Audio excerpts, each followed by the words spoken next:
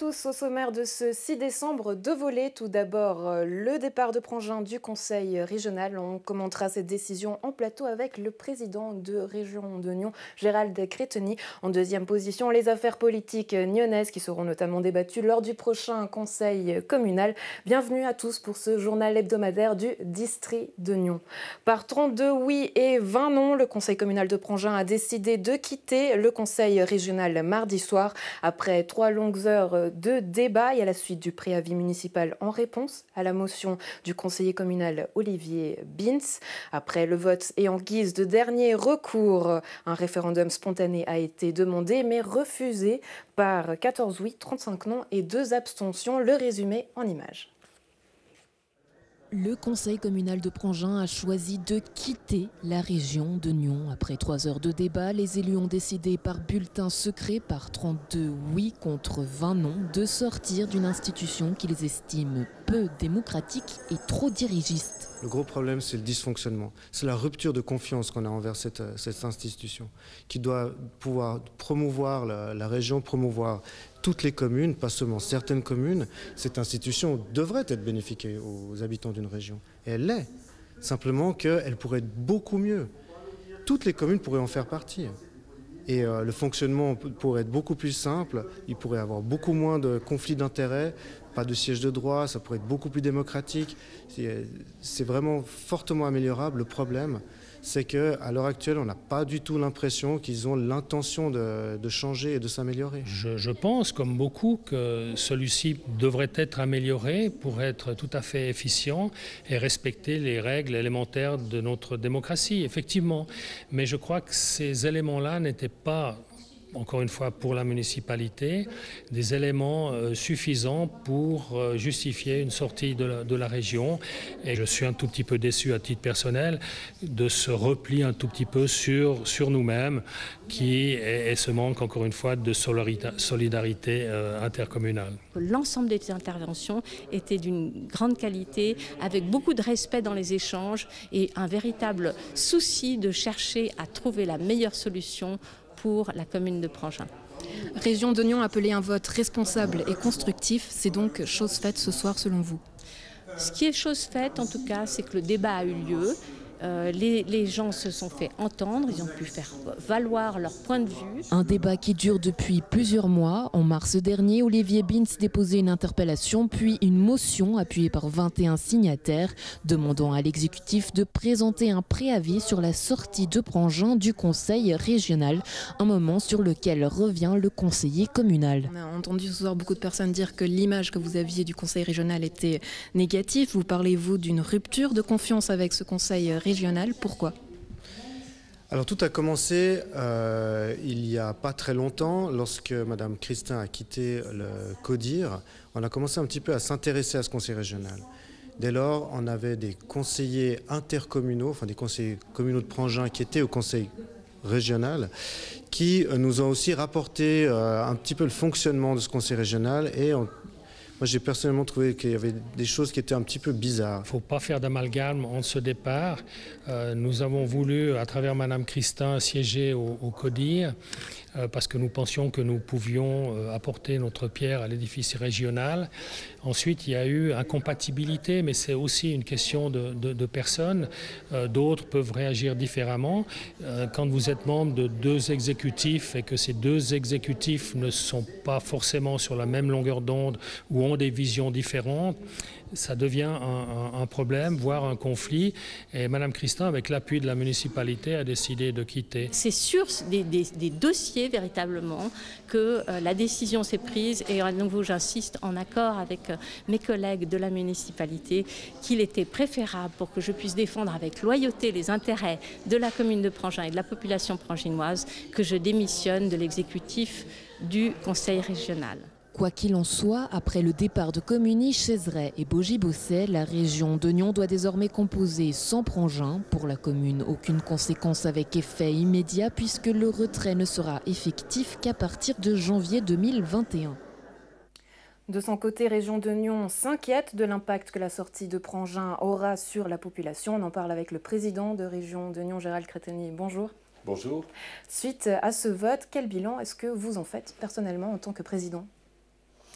Alors, tout d'abord, un bilan, moi je dirais simplement que la réaction de Prangin, la décision de Prangin m'inquiète et m'attriste, dans le sens que je ne suis pas très sûr non plus que la perception de ce qu'est la région et de ce qu'est cette institution ait été réellement perçue dans l'ensemble de son fonctionnement. Je veux dire par là que quand on nous fait un procès sur la démocratie hein, de cette institution... On vous accuse même de despotisme. Exactement. Alors, je rappelle juste que c'est une institution qui est créée selon la loi sur les communes, qui respecte la loi sur les communes, qui donc a les droits de référendum et d'initiative. Donc ça veut dire que la démocratie est parfaitement respectée. C'est une institution qui a augmenté progressivement depuis déjà 2007 la participation des conseillers communaux et généraux. Et on est vraiment, et je dirais que depuis quelques années, depuis 5-6 ans, il a fallu un moment pour que les débats viennent réellement, mais les débats sont là, les gens posent des questions, les gens ont des initiatives et le débat se passe dans la salle du conseil intercommunal. Qu'est-ce que vous êtes encore prêt à changer finalement au sein de ce conseil régional ? Mais je crois que l'objectif, et d'ailleurs on le démontre avec notre forum du 13 février, mais il y a eu d'autres forums avant, hein, ce n'est pas le premier, on le démontre dans le sens que tout simplement pour nous, c'est extrêmement important que les communes puissent se retrouver bien aussi dans le cadre de la région. Alors je dirais que la chose principale sur laquelle on a mis un effort au niveau du comité directeur, c'est aujourd'hui la communication. Mais ça fait quelques 3-4 ans qu'on se rend compte que la distance entre le conseiller communal dans sa commune et l'association est une distance qui est trop longue et qu'il faut réussir à raccourcir, il faut réussir à beaucoup mieux communiquer et montrer qui on est et quelles sont ses décisions et aussi que nous, on puisse mieux savoir finalement ce que le conseiller lui-même souhaite ou voir ce que la population souhaite. Mais là, ce qui pose problème du côté de Prangin, apparemment, c'est le dysfonctionnement au sein de la gestion même de Région d'Oignon. Est-ce qu'il y a des problèmes de dysfonctionnement ? Oui ou non ? Écoutez, je crois que toute association, mais même toute commune, tout le fonctionnement de chaque commune peut être amélioré. Et je crois que quand on déclare pouvoir améliorer et pouvoir mettre ce qu'il faut pour pouvoir améliorer les choses, on peut le faire et on l'a déjà démontré encore une fois.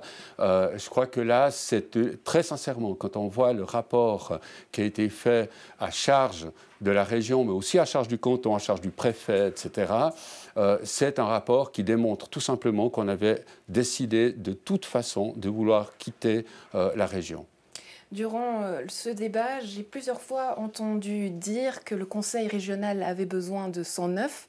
Personnellement, par exemple, si on prend votre cas, est-ce que vous seriez prêt à céder votre place ? Mais aucun problème. Aucun problème. Alors c'est vrai qu'on a cette histoire des sièges de droit qui peut être parfaitement débattue. Moi, j'ai aucun souci pour qu'on en débatte, mais qu'on amène ça. Or, ça n'a jamais été directement porté devant le conseil intercommunal pour en débattre. Et donc, cette proposition, ce débat, justement, il aura lieu tout prochainement. Quel rôle aurait pu jouer, selon vous, Prangin au sein de cette discussion ? Alors, je pense que, tout simplement, la question, par exemple, de la démocratie aurait pu parfaitement être débattue.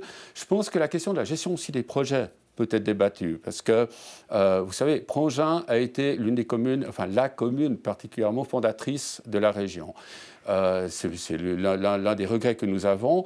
C'est aussi une commune, pour expliciter quelque chose, qui a été vraiment porteuse et qui a amené le sujet de la RDU dans le cadre, donc cette route de distribution urbaine, dans le cadre de la région. Et la région s'est tout simplement mise en ordre de marche pour coordonner les efforts entre les différentes communes qui sont touchées.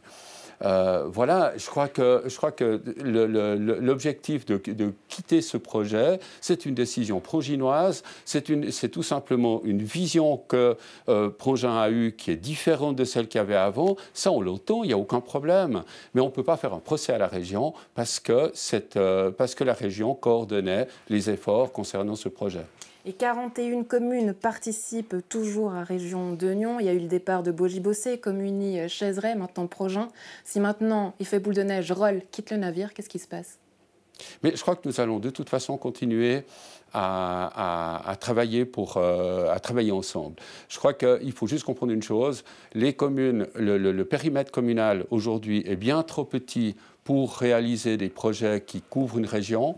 Or, nous avons besoin de ces projets. Je vous rappelle que nous avons l'une des démographies les plus fortes de Suisse et que celle-ci n'est pas encore prête de s'arrêter. Donc, il faut trouver des solutions pour les équipements qui doivent arriver. Ce n'est pas en se repliant sur soi qu'on va y arriver. Donc, pour moi, la région doit continuer de vivre. Dans ce sens-là, ce que j'ai pu entendre des conseillers communaux, c'est qu'ils disent que finalement, c'est possible de vivre sans région de Nyon, que vous avez fait un abattage médiatique, que vous avez médiatisé une peur, mais que c'est finalement possible de vivre sans région de Nyon, que les bus, par exemple, vont continuer à exister. Donc, quelles sont justement les conséquences concrètes du départ de Prangin qu'on pourra voir dans l'immédiat? Pas tout de suite, puisqu'il faudra 2 ans pour que ce départ soit exécutif. Donc, quelles seront les conséquences concrètes? Vous savez, je crois que l'une des critiques les plus fortes qu'on a entendues ces dernières années, c'était des communes qui nous disaient « mais vous êtes le bras armé du canton ». Or, aujourd'hui, si l'on veut réussir à tenir aussi le destin dans nos mains, il faut absolument qu'on puisse se mettre ensemble justement pour le tenir. Ce qui va arriver, c'est que tout simplement, c'est l'État qui va prendre les décisions à la place des communes quand c'est nécessaire. L'union fait la force. L'union fait la force, absolument. Gérald Créteny, merci pour ces précisions. Bonne suite à vous. Merci beaucoup. Série noire du côté de Gland, entre la rue du Jura et la rue de Borgeau. Des canalisations vieillissantes lâchent en série depuis une semaine. Les explications du municipal en charge des infrastructures de la ville de Gland, Michael Rohrer. Oui, petit point de situation. Alors les problèmes ont commencé vendredi il y a une semaine, en fin d'après-midi, où on a eu une première fuite d'eau. Ensuite, on a eu un effet de cascade, d'effet de domino, qui nous a amené à 8 fuites d'eau différentes en tout ici sur le coin. On avait réussi à stabiliser la situation samedi passé, tout le monde avait de nouveau de l'eau. Et puis hier matin 6 h, on a eu une 9e fuite. Qu'est-ce qui se passe? Les canalisations sont vieilles, ça on le sait. Mais concrètement, quel est le problème? Alors c'est difficile à déterminer, bien sûr, il y a la vétusté des canalisations qui date des années 20, 1920, voilà. Et puis on pense aussi qu'on a eu des problèmes parce qu'on a eu pas mal de camions qui ont passé à cause des différents chantiers qu'on a sur la place. Et la fatalité après, ce qu'il faut dire, c'est que tous les gens qui étaient sur place déjà vendredi de la semaine dernière n'avaient jamais vu un événement comme ça avec une cascade de 8 fuites l'une après l'autre. Alors là, on est à la 9e fuite, si je m'abuse. Concrètement, pour la population, qu'est-ce que ça implique? Est-ce qu'il y a des coupures d'eau? Alors effectivement, il y a eu des coupures d'eau par moment. Alors on essaye toujours de rétablir l'eau au plus vite. C'est clair que le week-end passé, on a eu 3 équipes qui étaient sur le chantier toute la nuit pour essayer de remettre les choses en route. Et puis l'eau a définitivement été remise en route le samedi dans l'après-midi. Et puis la fuite de hier a provoqué une coupure d'environ une petite heure. C'est pas de bol, hein, parce que vous aviez prévu justement de revoir entièrement l'infrastructure souterraine de ce vieux bourg. Où on en est sur ce dossier? Alors ce dossier, il avance. Alors effectivement, c'est un dossier difficile qui est commencé il y a pratiquement 40 ans déjà. Mais là, on est en phase finale à peu près avec les négociations avec les propriétaires. Ensuite, il y aura tout ce qui est les mises à l'enquête. Et on espère commencer le chantier autour de mi-2020. Et puis ici, ce qui était Grand Rue aurait dû, dans la planification, c'est plutôt 2021. Mais là, il y a urgence, il va falloir agir et ça va passer sous un préavis proposé en urgence au prochain conseil communal. Tout à fait. Alors là, on a pris la décision lundi en municipalité de faire les travaux directement, vu qu'on voit qu'on a trop de risques que ça continue en fait à créer des trous et des fuites.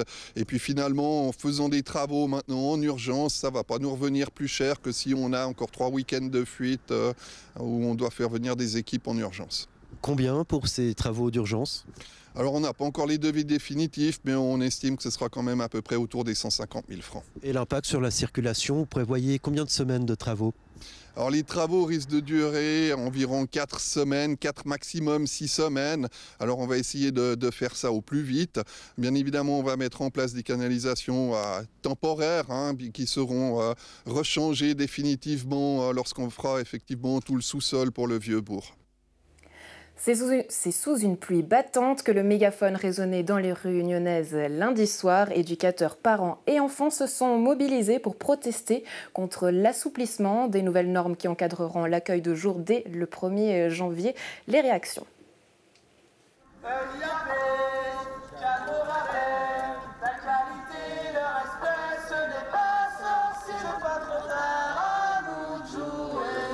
Alors on est là pour défendre les intérêts des enfants et nos propres intérêts en tant que professionnels pour la ville de Nyon et pour montrer qu'on refuse le cadre proposé par le IAP. Pour les enfants, on est là pour eux, pour leur avenir, donc pour notre avenir aussi.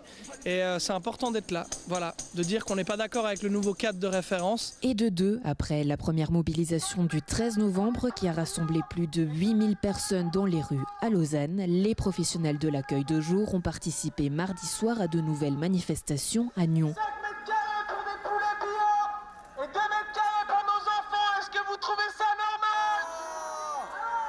Ensemble, ils protestent contre la baisse du taux d'encadrement et la diminution du personnel formé prévu par le nouveau cadre de référence qui entrera en vigueur déjà au 1er janvier 2019. Non, c'est jamais trop tard pour manifester et je pense que c'est important de montrer qu'on n'est pas d'accord avec ça. On ne nous a pas demandé en fait, on n'est pas venu nous consulter pour ça. Et nous, on travaille tous les jours avec des enfants et on est dans le concret, quoi. Donc les gars là dans leur bureau, ils peuvent descendre, on est prêt à discuter avec eux. Et puis si on peut discuter avec eux, ce serait cool. Comme ça, on peut trouver des solutions réalistes. Cette discussion, justement, elle aura lieu le 11 décembre. Donc pourquoi manifester alors que cette discussion, elle aura lieu? Alors en fait, nous, on s'est rendu compte que justement, suite à Lausanne et suite à ce qui s'est passé, on a pu avancer un pas là-dedans. Et c'est maintenant les discussions qui vont se mettre en place.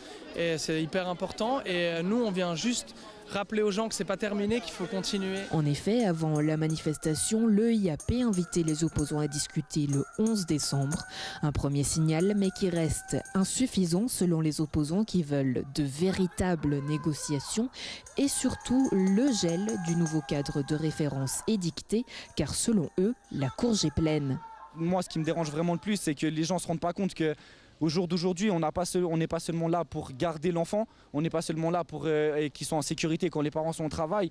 On lui garantit des activités tous les jours, on lui garantit une vie sociale, on lui garantit une sécurité psychique, physique, on lui garantit vraiment plein de choses.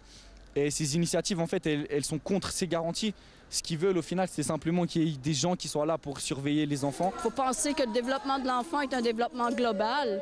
Alors si on oublie des aspects, que ce soit de l'alimentation, que ce soit affectif, que ce soit aussi de l'aide scolaire que l'on fait, et qu'on puisse soutenir ces enfants qui passent facilement 4 jours avec nous, pour certains de 7h30 le matin jusqu'à 18h. Des arguments qui ont convaincu les parents présents lors de la manifestation. Certains ont même profité de l'occasion pour rédiger des témoignages qui seront utilisés lors des négociations. Complètement d'accord avec leurs revendications et on se préoccupe aussi du futur des conditions de placement de nos enfants dans leur structure.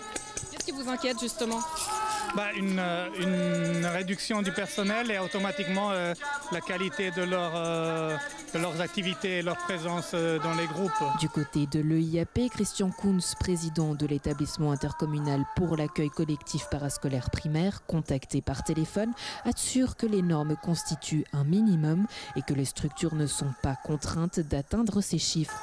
Chaque structure a selon lui ses spécificités et ses besoins.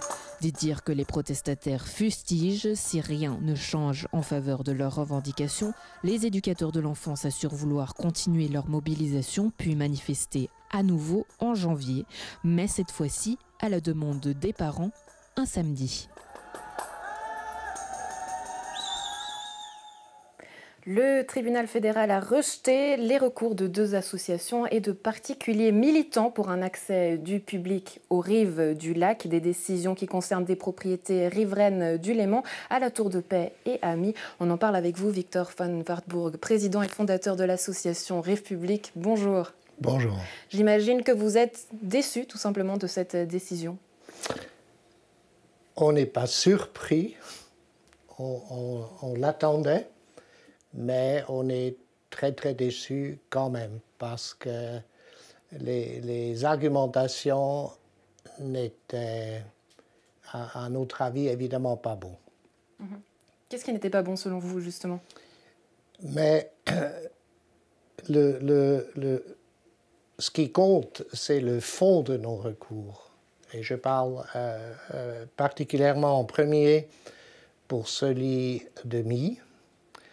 La loi sur le marchepied est extrêmement claire. On ne peut pas donner des concessions pour faire un enrochement de protection anti-érosion s'il n'y a pas de passage public. Et ce que Donc la loi, elle stipule qu'il faut laisser 2 mètres de libre sans construction le long de la rive. Exact. Et ces 2 mètres sont laissés libres pour les pêcheurs, les douaniers, etc. Et dans le cas où un riverain peut utiliser le domaine public, comme tel était le cas à MI, il pouvait faire un enrochement pour protéger son mur anti-érosion. Il est obligé de laisser un passage pour tout le monde, pour le public. Donc une servitude de passage public à pied, qui est d'ailleurs inscrit dans ce cas au registre foncier depuis 1902. Et maintenant que la décision est prise, justement, et que le tribunal fédéral n'est plus avec vous, quelles conséquences directes pour Rive Publique? C'est-à-dire, ce que le tribunal a reconfirmé, qu'on n'a pas le droit de recours, mais ils l'ont fait un peu par une petite porte à l'arrière. Ils ont dit, nous on a contesté le renouvellement de la concession, parce que pour nous, on ne peut pas donner une concession à quelqu'un qui ne remplit pas le contrat, c'est-à-dire qui ne laisse pas passer le public. Et eux, ils ont dit, mais cet enrochement n'empêche pas le passage public. Non, l'enrochement n'empêche pas le passage public, mais c'est la municipalité de MI qui veut ne pas ouvrir l'accès à cette servitude. Et voilà, donc pour nous, on va lancer de plus en plus se concentrer sur 2 initiatives populaires. C'est ça, c'est que vous vous dites déçu, mais vous étiez préparé justement à cette solution. En mai, vous nous annonciez justement préparer une initiative populaire cantonale genevoise et vaudoise. C'est toujours le cas? Oui, absolument. Si on a lancé ce recours avec peu de chances qu'il soit accepté par le tribunal, donc le droit de recours, était pour... On a quand même espéré que peut-être on obtient ce droit de recours, et ça aurait fait jurisprudence pour tout le canton de Vaud, et ça nous aurait évité... Oui, je vous coupe parce qu'on voit des images de Tannay. Là, j'ai envie de dire, quelque part pour vous, c'était plus facile d'y aller avec la main à la scie que de faire recours au tribunal fédéral. C'est plus concret? Absolument, c'est plus concret, et je ne vous cache pas, on est en train d'étudier, parce que ce portail que vous venez de voir, il est toujours fermé à clé. Malgré que le tribunal pénal m'a acquitté, m'a blanchi totalement pour cette intervention, et ce portail, il est toujours fermé à clé. Donc on pourrait vous voir prochainement de nouveau en action, la scie à la main? Si nos juristes soutiennent une autre action coup de poing, oui, on le fera. D'autres actions concrètes, lesquelles? Je vous ai coupé, allez-y maintenant. Alors, non, concrètement, si vous voulez, ce recours au tribunal fédéral, c'était en espérant qu'on obtient le droit de recours, ce qui nous aurait économisé de faire des initiatives qui coûtaient centaines de milliers de francs, qu'on n'a pas. Si le public ne nous les donne pas, on ne pourrait pas faire ces actions, ces initiatives. Donc, c'était ça ce qu'on a espéré. Mais maintenant, ça semble très clair que c'est les initiatives qui nous donneront le droit de recours qu'on doit se concentrer dessus. Dernière question un peu provocatrice, mais c'est voulu, Victor von Wartburg. Une maison au bord du lac, ça vous fait rêver? Non, j'ai eu l'occasion d'acheter une propriété au bord du lac, mais mon caractère, mes idéaux ne me le permettaient pas, parce que pour moi, le lac, il est à tout le monde. J'ai une très belle propriété à MI, qui est magnifique. Elle me donne entièrement satisfaction. J'ai les pieds dans l'eau, c'est une piscine, mais quand même. Donc non, le lac, il est pour tout le monde. Et qu'on ne peut pas l'accéder malgré des lois extrêmement claires, c'est plus que frustrant. On n'est pas en état de droit. Dans un état de droit, les tribunaux nous auront donné raison et pas se barricader derrière des jurisprudences qui sont nulles. Il faut un voisin direct, il faut être plus touché que quiconque d'autre. Si Rive Publique n'est pas plus touché que quiconque d'autre, la seule association nationale suisse, alors je ne sais pas ce qu'il faut faire. Et le combat continue justement, Victor von Warburg. Merci pour ces précisions. Je vous en prie. Merci à vous. Nyon encore, le plan de quartier de la Ceuta a été dévoilé par la municipalité lundi. Le premier coup de pioche est attendu au premier semestre 2019. Le préavis sera soumis lors du prochain conseil communal. Les explications avec Florian Cavalieri. Il y a un an, l'information devenait publique. L'immeuble de la Ceuta, premier HLM construit à Nyon dans les années 60, allait être démoli. Je peux vous confirmer que LSR, Logement Social Romand, donc c'est une coopérative, a pris contact avec la municipalité pour parler de son projet. Aucune décision n'a encore été prise, donc pour l'instant c'est vraiment des contacts entre la municipalité et LSR. Ils ont le souhait de détruire, de reconstruire. Depuis, le dossier a bien avancé. Au prochain conseil communal sera soumis au législatif l'adoption du plan d'affectation La Ceuta. On demande l'approbation du conseil communal sur la légalisation du plan partiel d'affectation, c'est-à-dire la refonte en fait, du quartier de La Ceuta et des Lupins. Car bientôt fini, la grande barre de la route d'État de Doigt, surnommée par certains le mur de la honte, place désormais à 4 bâtiments. 2 prendront place sur la parcelle de l'actuel immeuble et 2 autres sur celle voisine appartenant à la SI Les Lupins, seul autre propriétaire à avoir adhéré au projet. Alors l'objectif c'est de démolir La Ceuta dans un premier temps et de reconstruire des bâtiments sous forme d'îlots. Donc ce sera des îlots qui seront de 2 îlots sur la parcelle de La Ceuta, ce qui donne un autre caractère urbain et une autre ambiance de quartier. Avec des bâtiments plus bas, des espaces publics, mais aussi des espaces un peu plus privatifs au milieu des îlots, avec des circulations aussi pour la mobilité douce, pour relier les quartiers de Maroncouchon avec le nord de la parcelle de La Ceuta aussi. En démolissant et reconstruisant ce quartier, la commune veut requalifier tout un morceau de la ville. La municipalité a aussi validé une densification des constructions. Des équipements comme une crèche et des commerces y feront leur apparition. La partie qui est côté route de Divonne, effectivement, sera dévolue au commerce pour les rez-de-chaussée, pour activer aussi un petit peu et donner un petit peu de vie indépendamment des logements. Pendant les travaux, les habitants vont être relogés dans d'autres immeubles avant d'avoir le choix de réintégrer ou pas des appartements tout neufs. Donc le propriétaire a acheté un immeuble dans le Maroncouchon, donc le quartier qui est juste en dessous, ce qui lui a permis de déplacer une partie des locataires. Une partie sont déplacés au sein même du bâtiment La Ceuta, qui sera démoli en 2 étapes. Et puis ça permet de pouvoir loger pendant les travaux l'ensemble des locataires. Et puis ensuite, les gens pourront choisir s'ils veulent retourner dans les nouveaux bâtiments ou rester dans les appartements de Maroncouchon. Si le conseil communal valide lundi prochain le plan d'affectation La Ceuta, la municipalité pourra ensuite soumettre ce projet pour approbation au canton. Si tout se passe bien, les premiers coups de pioche pourraient être donnés durant le premier semestre 2019.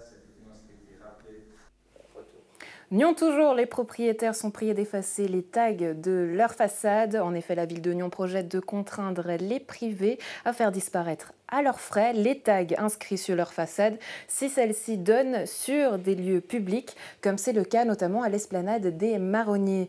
En contrepartie, les autorités s'engagent à verser une participation. La décision reviendra lors du prochain conseil communal. Les explications avec Rodolphe Fener. Effacer les tags et graffitis des murs de Nyon. Un labeur sans fin auquel la ville s'emploie pourtant depuis plusieurs années, avec plus ou moins de succès. Seulement, si les bâtiments publics sont régulièrement nettoyés, il n'en va pas de même des propriétés privées. Voilà pourquoi la ville de Nyon entend contraindre les propriétaires à lutter eux aussi contre la prolifération des graffitis. Alors un règlement sur les tags et graffitis qui a pour but de nous donner les moyens d'avoir un outil pour, dans certains cas, lorsque certains tags ou graffitis sont constatés dans des endroits, notamment des endroits touristiques, avoir la possibilité de forcer les propriétaires à les faire enlever. Les forcer, certes, mais avec une petite aide financière. Si le propriétaire qui est averti par la ville du graffiti sur sa façade et que la ville lui demande de le faire enlever, alors si le propriétaire joue le jeu, à ce moment-là, la ville participe pour un montant de 500 francs. Évidemment, du côté de la Chambre vaudoise immobilière, qui défend notamment les intérêts des propriétaires, le projet ne plaît pas beaucoup.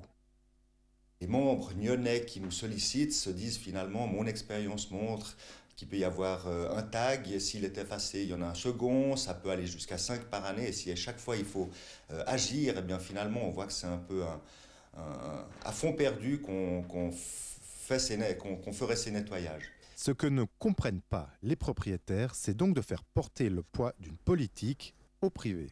C'est vraiment ce qui est choquant, c'est qu'il y a un transfert des risques financiers. La commune dit les taxes sont interdites, s'il y en a, vous devez prendre des mesures rapides et à vos frais. Ça paraît bien inéquitable et je ne pense pas que ça va passer comme ça. D'autant que la contribution financière de la ville de Nyon est jugée quelque peu insuffisante. Alors dans le règlement, on indique que la moitié des frais seraient pris en charge par la commune, mais à concurrence de 500 francs. L'expérience montre que 500 francs n'y suffisent pas, ça dépend en fait de l'importance, de la grandeur du graffiti. Mais que les propriétaires se rassurent, la ville de Nyon n'agira pas aveuglément. Il y a un principe de proportionnalité, évidemment, qui s'applique. Et il est clair que ce principe de proportionnalité sera vu dans le cadre de la CDAP et que si la ville de Nyon venait demander à un propriétaire d'enlever un tag alors qu'il ne nuit finalement depuis l'espace public à personne, de fortes chances de se faire débouter. Ce sera donc au conseil communal de dire s'il veut, oui ou non, contraindre les propriétaires à laver à leurs frais leur façade.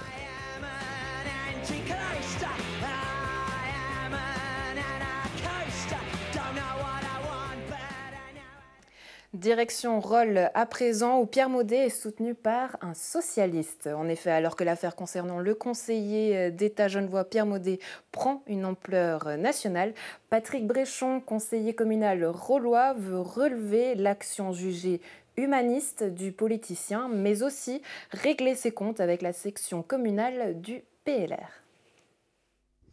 Oui, écoutez, ça fait un moment que je pensais intervenir, surtout par rapport au dossier Papyrus, donc la légalisation des sans-papiers.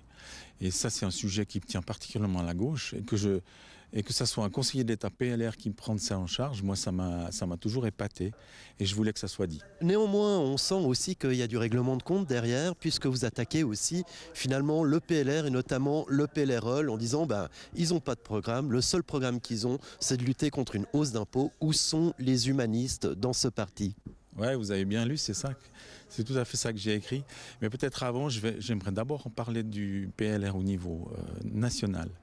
Et j'ai lu, donc vous avez lu comme moi, que le Parti national condamne Pierre Maudet, lui demande carrément de démissionner, en disant même qu'il a foulé aux pieds les valeurs du parti.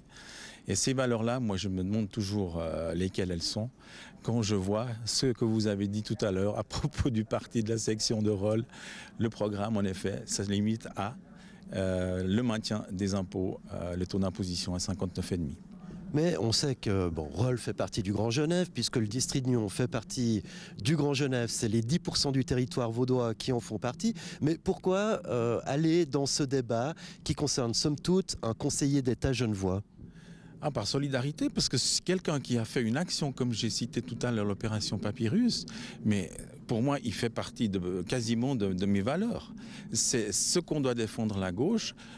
Vous avez tous dans votre quartier vu des femmes de ménage avec un type un peu sud-américain, vous les croisez, et puis ces employés, elles sont exploitées, souvent par des familles de nantis d'ailleurs. Vous êtes le président de la section PS Rolle. Est-ce que votre opinion est partagée au sein d'une part du PS Rolle, voire au sein du Parti socialiste vaudois ?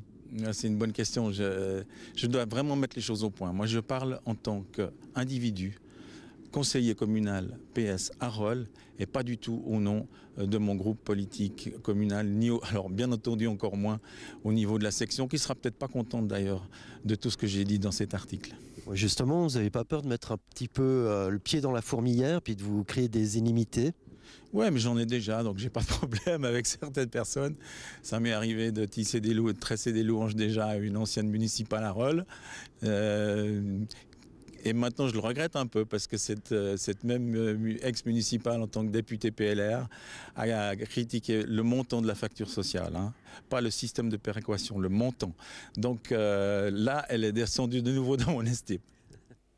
Sur la route et en bref, l'entrepôt d'Union Saint-Cergue posera bientôt sa première pierre. La compagnie ferroviaire a officiellement acquis la semaine dernière les parcelles de la plaine de Las, où est prévue la construction d'un nouveau dépôt pour le petit train rouge. Pas de panique, la tenue de l'édition 2019 du Paléo Festival Nyon ne s'en trouvera pas affectée. Un projet qui réjouit le directeur de la compagnie ferroviaire. La parcelle a été acquise la semaine passée, donc nous sommes propriétaires, effectivement, la compagnie Union Saint-Cergue, d'une parcelle de 2 hectares sur laquelle nous allons pouvoir bâtir ce dépôt ferroviaire. C'est vraiment la première phase vraiment concrète. Jusqu'à présent, ça a été de la planification, des demandes d'autorisation, de l'approbation, etc. Aujourd'hui, le fait d'avoir acquis cette parcelle, nous sommes un propriétaire foncier, nous allons pouvoir bâtir. C'est bientôt Noël et alors des cadeaux. Le Saint-Nicolas offre 2 nouveaux grands bus au TPN, la fréquentation des passagers étant à la hausse. Les transports publics de la région nyonnaise viennent d'acquérir 2 nouveaux bus pour le prix de 456 000 francs pièce. Rodolphe Henner vous emmène en balade. Pour le nouvel horaire de décembre, vous présentez notamment 2 nouveaux bus articulés. Ils sont tout neufs. Exactement, c'est juste. Donc, en fonction de l'évolution de la fréquentation qui est enregistrée depuis ces dernières années, il s'est avéré nécessaire d'acquérir des bus de plus grande capacité. C'est la raison pour laquelle nous avons acquis donc 2 nouveaux bus auprès de la société Evobus, donc Mercedes, qui entrent en service pour ce changement d'horaire. Combien de personnes peuvent monter dans ce bus? Alors dans ce bus, ce sont 138 passagers donc assis et debout, donc qui peuvent être transportés. Et puis ça monte la flotte à combien de véhicules? Alors ça monte la flotte, nous avons 34 véhicules à l'heure actuelle et puis ça va porter la flotte à 35 véhicules. Un des bus donc remplace un véhicule sortant et un des bus donc vient s'ajouter à la flotte existante. Combien de chauffeurs aujourd'hui? Nous avons 70 chauffeurs donc, qui travaillent donc, pour les TPN aujourd'hui.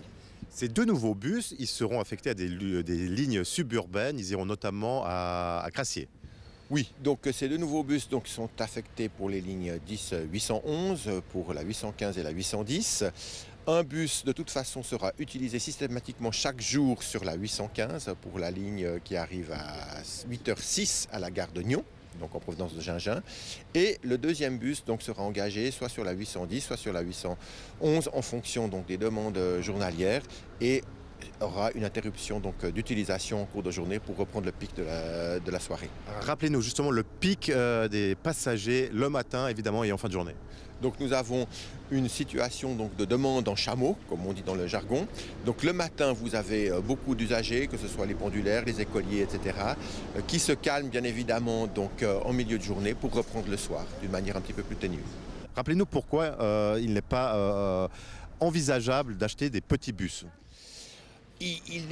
Je dirais que ma réponse ne serait pas aussi catégorique, c'est-à-dire on comprend très bien que ces bus, je dirais, de grande capacité répondent à la demande à un moment donné. Les TPN donc, doivent transporter un nombre important d'usagers le matin et le soir. La fréquentation donc, des TPN est en constante hausse. On se rend bien compte que le district de Nyon a une population qui va croissante, notamment dans la périphérie de Nyon. Donc on répond à cette demande-là par l'engagement de tels bus. Avec cette situation donc, de profil de demande qui varie au cours de la journée, il est clair que pour des questions d'image, ce serait bien de pouvoir travailler aussi avec des petits bus ou bien le week-end. Mais cela signifierait pour les TPN d'étendre donc le nombre de véhicules à acquérir. Donc on pourrait imaginer, si nous avons 35 véhicules, d'acquérir 5 à 6 véhicules minibus supplémentaires, ce qui, en termes d'amortissement du capital engagé, ne serait pas forcément favorable. Et en bilan financier, de travailler avec des petits bus, ce ne serait pas positif. Ça coûterait au contraire plus cher. Pas forcément plus de chauffeurs, mais surtout plus de matériel. Par contre, en termes d'image, nous comprenons tout à fait que ce serait favorable que de travailler avec des petits bus quand la demande est faible. Dans notre série consacrée au métier de l'opéra, on s'intéresse cette semaine aux maquilleuses, ces mains de fées qui subliment tous les personnages.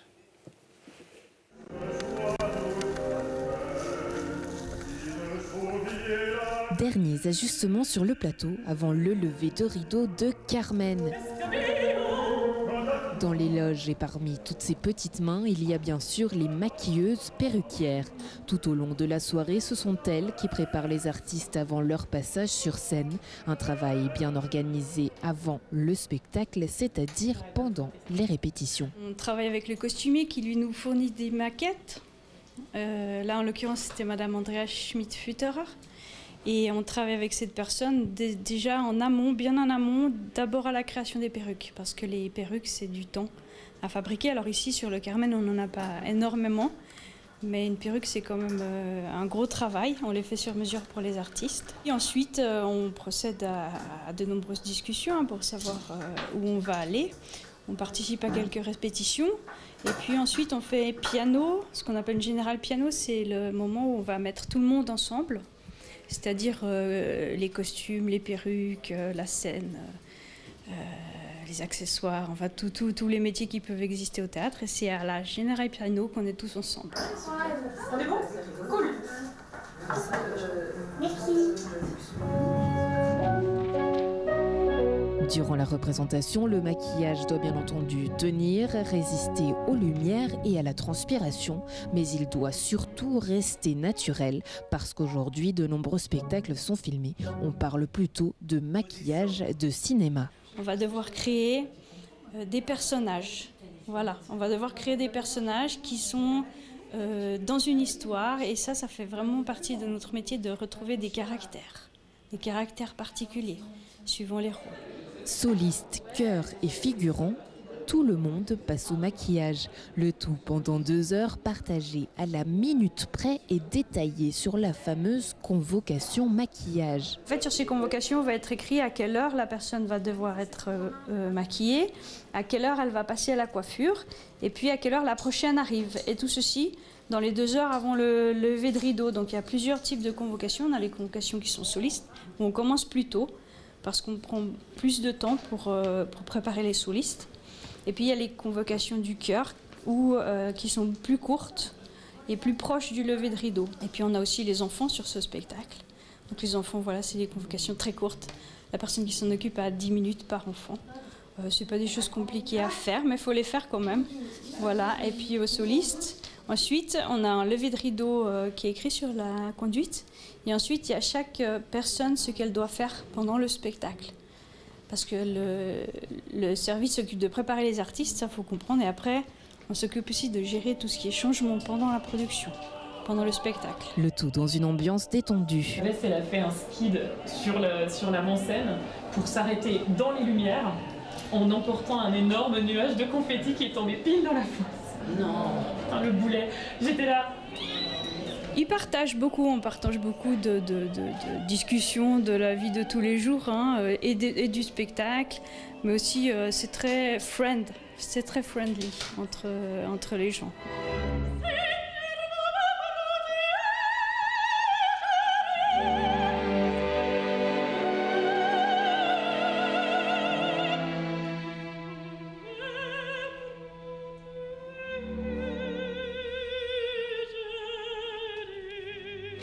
Au final, si les voix sont éclatantes, aucun doute, les costumes et le maquillage participent véritablement à leur succès. À l'opéra, chaque détail compte.